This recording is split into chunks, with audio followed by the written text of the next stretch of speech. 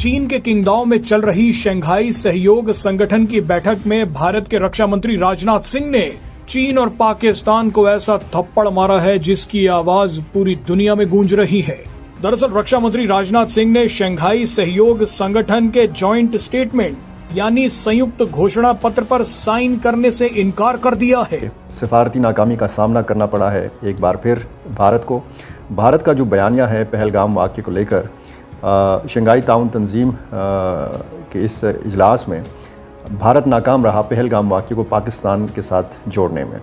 कि इंडिया के defence minister ने जो ज्वाइंट डिक्लेरेशन का जो ड्राफ्ट होता है एससीओ का उसके ऊपर साइन नहीं किया और इनकार करके बोला कि आपने बलूचिस्तान का मेंशन किया, आपने इंडिया के जो मसले थे वो मेंशन किए, लेकिन कश्मीर और पहलगाम के मसले को आपने यहाँ पर मेंशन नहीं किया। जो एससीओ की मीटिंग हो रही है उसमें आपके जो डिफेंस मिनिस्टर गए हैं राजनाथ सिंह साहब, उन्होंने डॉक्यूमेंट्स के ऊपर साइन करने से मना कर दिया क्योंकि जो पिलग्राम अटैक हुआ था उसके ऊपर आप जानते हैं कि दोनों कंट्रीज में बहुत टेंशन रही, अटैक वगैरह भी किए गए, उसका जिक्र उसमें नहीं था, जबकि बलूचिस्तान का जिक्र। इंडिया के साथ बिल्कुल ठीक हो रहा है। इंडिया जो बना हुआ था सुपर पावर दुनिया की, तो अब इसके साथ सही हो रहा है। मतलब कि इसने पाकिस्तान पे ब्लेम लगाया कि पाकिस्तान पहलगाम में जो है ना वो अटैक करवाया, लेकिन जो दुनिया है वो इसमें आने को तैयार ही नहीं है क्योंकि ये इनका खुद से किया हुआ, खुद साख्ता सारे का सारा इनका प्लान था।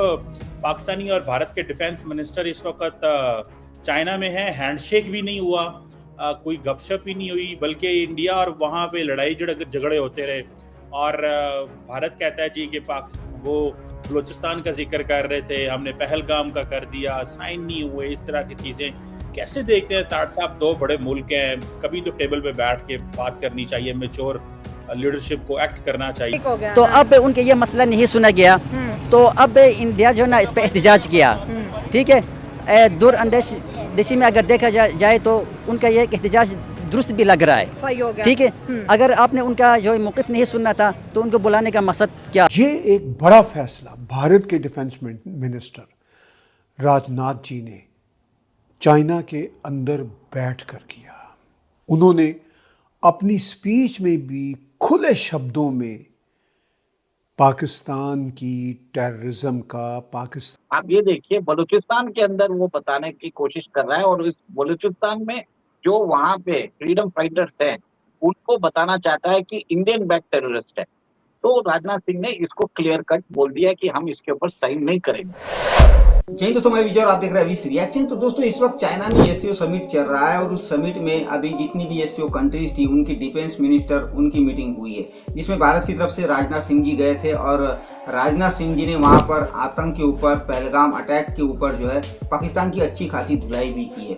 मगर जब जॉइंट स्टेटमेंट सामने आया दोस्तों, तो उस जॉइंट स्टेटमेंट में पहलगाम अटैक के ऊपर कोई जिक्र नहीं था, कोई मेंशन नहीं था। उल्टा पाकिस्तान ने जो बलूचिस्तान ट्रेन हाईजैक अटैक की बात की थी उसका जिक्र जो है वो जरूर था। और इसको ही देखकर राजनाथ सिंह ने जो है उस स्टेटमेंट पर साइन करने से मना किया और जिसके बाद ये जो स्टेटमेंट है वो जारी नहीं हो सका। और इसी को देखकर अब पाकिस्तान का मीडिया जो है अब उसने ये ढोल पीटना शुरू कर दिया है कि देखो भारत डिप्लोमेसी किस तरह हार रहा है और किस तरह अब बाकी कंट्रीज भारत की सुन नहीं रही है, और भी कई सारी बातें ये लोग करने लगे। तो आज की वीडियो में हम यही देखेंगे ये जो राजनाथ सिंह जी ने साइन नहीं किया है इसके ऊपर पाकिस्तानी मीडिया पे और क्या बातें हो रही है। तो चलिए करते हैं वीडियो को शुरू। मगर वीडियो शुरू करने से पहले जो व्यूअर्स हमारे चैनल पे पहली बार आए हैं उनसे रिक्वेस्ट करूंगा प्लीज़ हमारे चैनल को सब्सक्राइब कीजिए, वीडियो को लाइक और शेयर जरूर कीजिए। तो चलिए करते हैं वीडियो। साहब ये जो बीजिंग जो शंघाई कॉन्फ्रेंस थी, hardly any country has bot there narrative.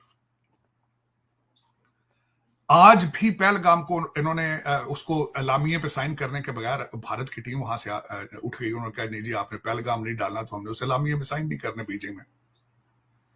कोई फर्क नहीं पड़ता चीमा साहब। लेकिन ये बताएं कोई प्रूफ है आपके पास?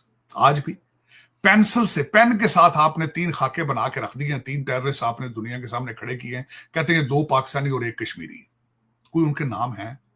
मर गए हैं, जिंदा हैं, उनको जमीन खा गई है, कोई डीएनए है, कुछ जहां भागे हैं दरख्तों के पत्तों पे कोई डीएनए लगा होगा, कहीं उन्होंने पानी पिया होगा। चीमा साहब सैटेलाइट है ऊपर है मेरा मकसद।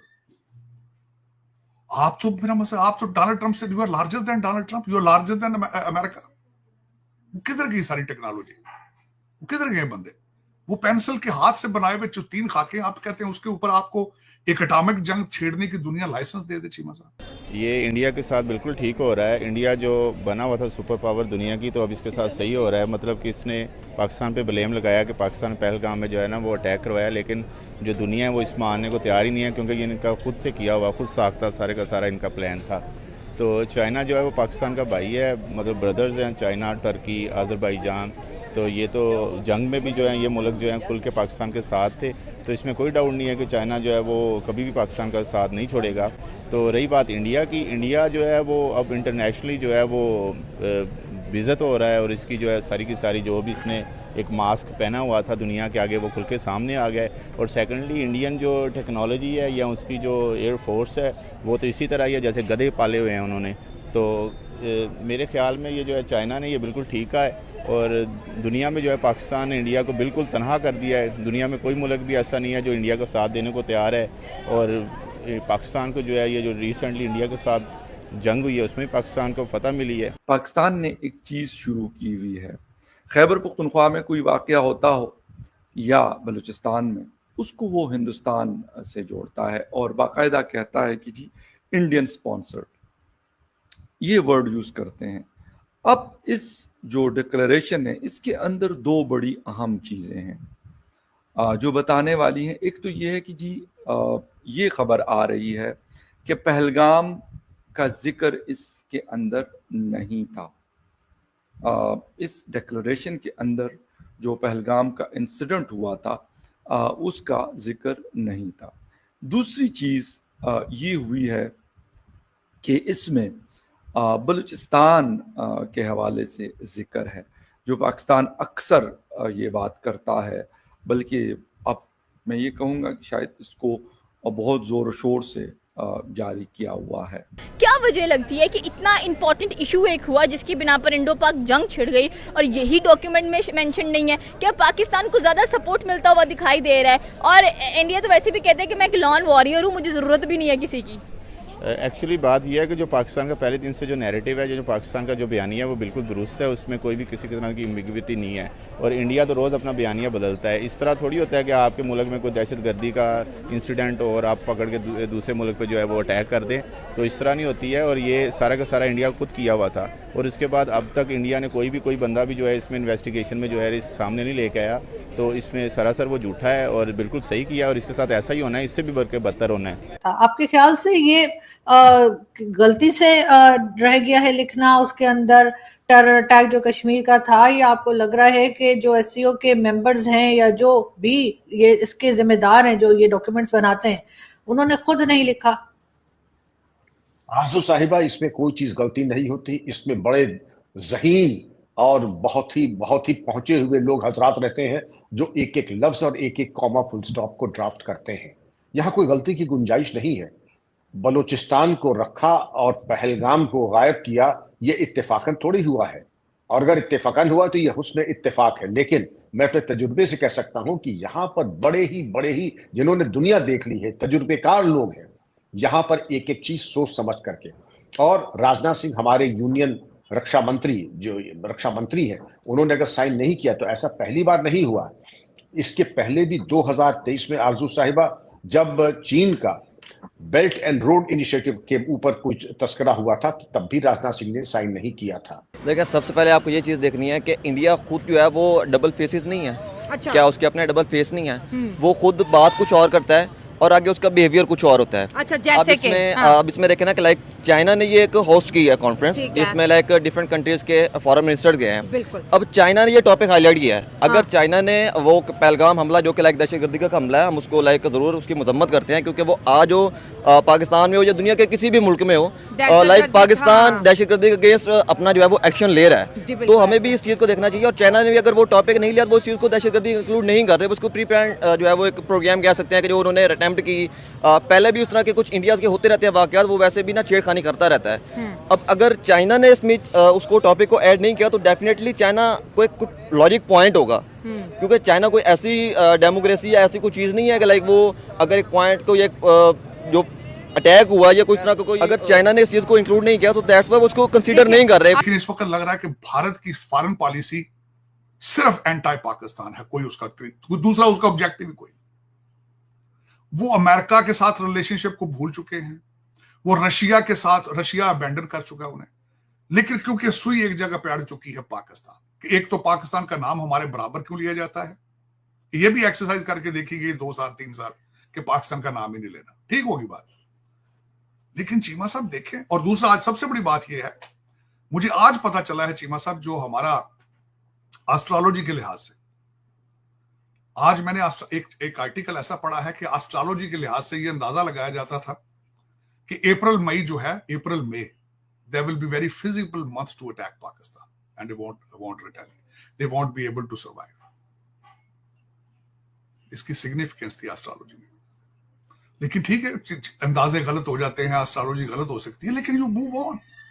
इस वक्त देख लें आप चीमा साहब, आप गौर करके देख लें, आप स्वाय पाकिस्तान की नफरत के अलावा उनकी फॉरेन पॉलिसी का कोई दूसरा ऑब्जेक्टिव उनका हो, कहीं भी नॉर्मलाइज करने की कोशिश कर रहे हैं। दोस्तों ये थी आज की वीडियो, और अभी आपने देखा कि पाकिस्तानी को कितनी खुशी हो रही है कि भाई देखो इस स्टेटमेंट के अंदर जो है भारत ने जो कहा उसका जिक्र नहीं हुआ, और जो पाकिस्तान ने कहा था वो उसमें मेंशन किया गया। तो भाई पाकिस्तानी ज्यादा खुशी मनाने का काम नहीं। पहली बात तो ये है कि इस स्टेटमेंट के अंदर भले ही पाकिस्तान ने जो कहा उसका जिक्र किया गया है, मगर भाई ये जो स्टेटमेंट है वो रिलीज नहीं हो सका, और ये सबको पता है। ये चाइना और पाकिस्तान की मिली भगत है, क्योंकि चाइना जो है वो तो होस्ट कर रहा है ना इस समिट को, तो जाहिर है वो तो इस तरह की गड़बड़ जरूर करेगा, हम उससे दूसरी उम्मीद नहीं कर सकते। मगर भाई जो स्टेटमेंट अगर रिलीज ही नहीं हो सकता तो फिर उस स्टेटमेंट का फायदा क्या है।